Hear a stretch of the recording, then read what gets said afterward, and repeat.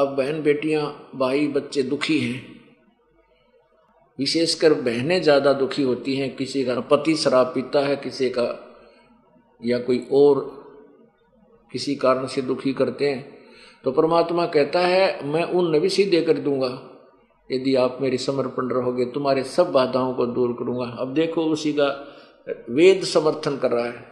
अब यही ऋग्वेद मंडल नंबर 10 सूक्त 162 में देखो, ये 63 आगे शुरू होता है, ये 62 है। यही 162 में क्या कहा है, इस 5 में 161 के 5 में ना 62 के 5 में, हे नारी जो तेरे पास तेरे भ्राता के रूप में अथवा पति से व प्रेमी बनकर प्राप्त होता है और जो तेरी प्रजा का नाश चाहता है, हम उसे यहाँ से भगाएं। अब इसका वास्तविक अर्थ तो कुछ और बनता है, फिर भी ये कुछ इसमें लवासी ला रखी है बात इसने। इसका कहने का भाव ये है कि यदि जैसे कबीर, ये धर्मदास जी थे जो कबीर परमेश्वर के परम शिष्य थे, जब ये मालिक आए हुए थे, तो उनके एक काल ने अपना दूत बेटे रूप में भेज रखा था, नारायण दास। वो बेटे रूप में नारायण दास पहले ही इन एडवांस भेज दिया था कि यो भक्ति करण का आदमी दिखा है, कभी भगवान आए थे उस तत्वदर्शी संत से की हुई कमाई युक्त है, और इसके घर में काल ने अपना दूत भेज दिया पक्का कि यो इसने भक्ति करन नहीं देगा और इसकी बिरान माटी रखे। और पुत्र पिता की पुत्र में मोह गणा होता है, तो इसलिए वो नारायण दास भेज रखा था।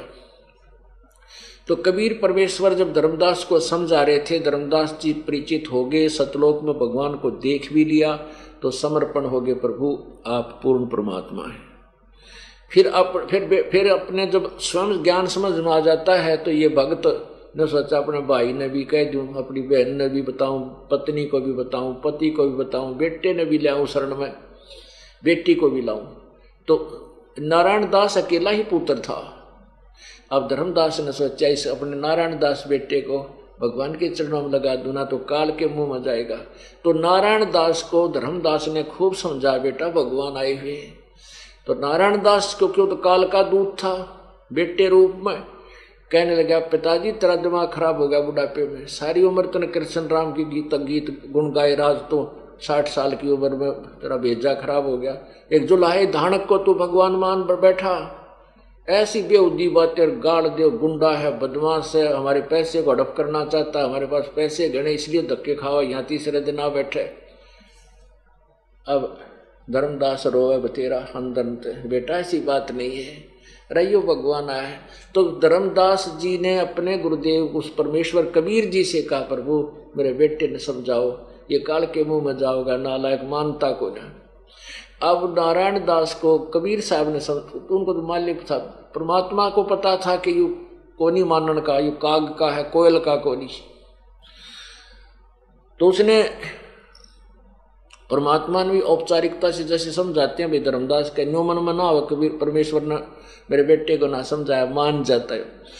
बहुत समझाया, कई बार आए, जय बार समझा, और वो मानने नहीं के पड़ा रहे, तू पता है जैसा तू ज्ञान जानता है, मत बात करे मेरा पिताजी को तूने बहका लिया, तो पैसे ठगना चाहता है। अब धर्मदास रोए कि गुरु परमात्मा आप दया करो, तो गया काल के मुंह में। तब परमेश्वर बोला, भाई धर्मदास यो तेरा बेटा को ना तेरा दुश्मन है, यो काल ने काल का दूत भेज रखा है। तो ना समझ माई नो देखे गुरु जी का ने क्यों बेटे में ममता है नहीं।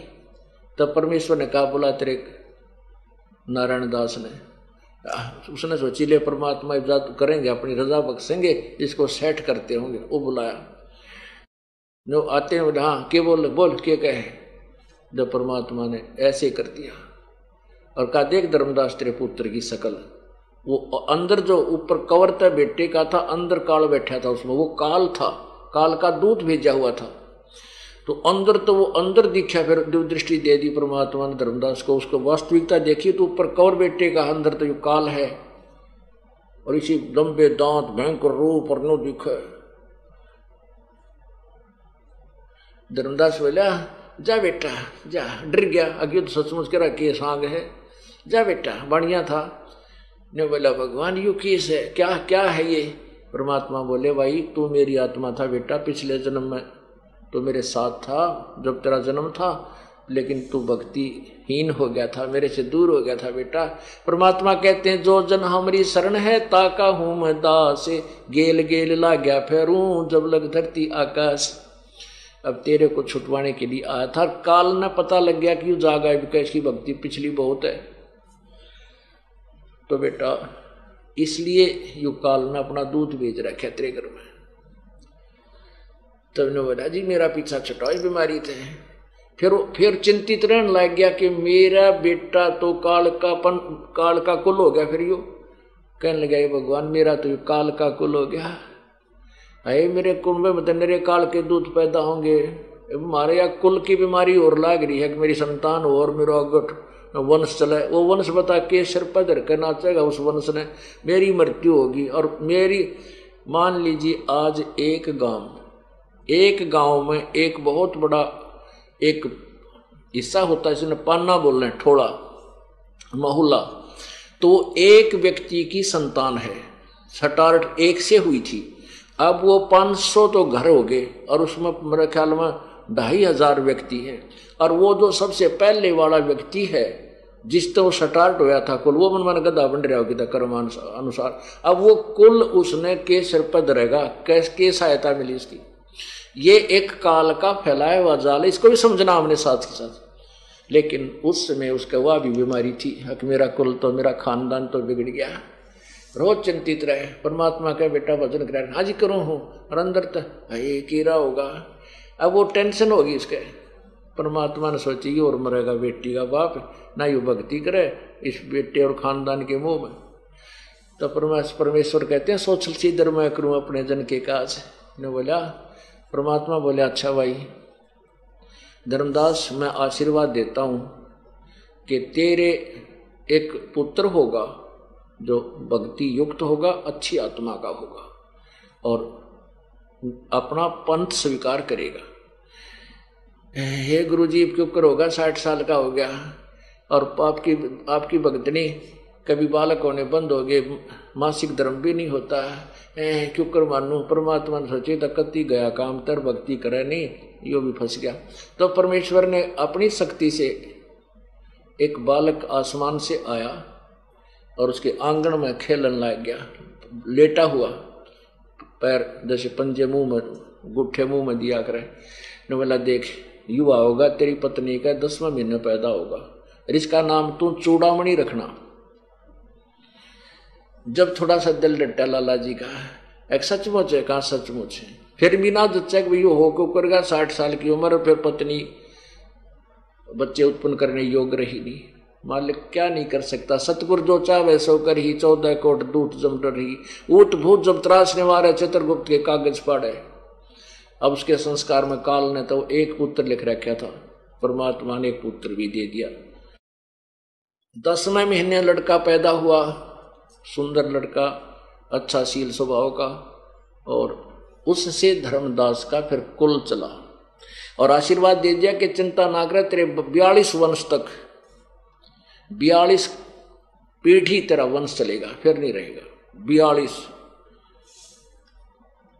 तो इस प्रकार तो यहां वही कहा है कि तेरे आगे चल के भी इसमें काफी निर्णय दिया हुआ है कि यदि तेरा को भाई, पति, पुत्र, अब जैसे एक प्रेमी बनकर, ये शत्रु भी होते हैं, बहुत से शत्रु होकर के कोई पिछले जन्म का लेन देन करते हैं। जैसे हमने बहुत से प्रमाण देखे हैं कि लड़कियां, बेटी, बहनें किसी व्यक्ति के साथ मोहब्बत कर लेती हैं, बाद में फिर वो छोड़ छाड़ जाते हैं, वह ब्रैन मैटी हो जाती है, रोती फिरती है, वो किसी और ने कमा कहीं, क्योंकि दुष्ट आत्मा तो फिर दुष्ट कर्म ही करता रहता है। तो ऐसे कहता है कि तेरा प्रेमी बनकर भी तुझे ऐसा होता है, उसको भी मैं, जब तू नाम में जुट जाओगे तो आपके बैड संस्कारों को मैं ठीक करता चलूंगा।